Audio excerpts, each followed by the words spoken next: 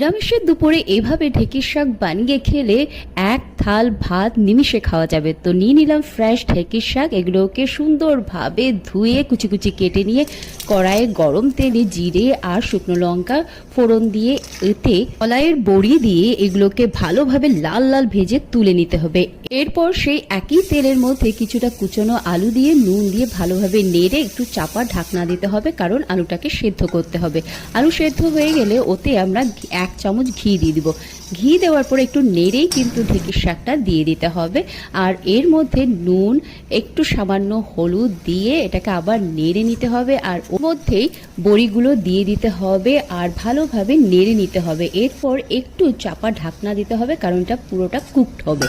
চাপা ঢাকনা তোলার পর এই বড়িগুলোকে সুন্দরভাবে ভেঙে দিতে হবে। আর দেখুন আমাদের ঢেঁকির শাক কি দারুণভাবে তৈরি হয়েছে। কে কে এইভাবে বড়ি দিয়ে ঢেঁকির শাক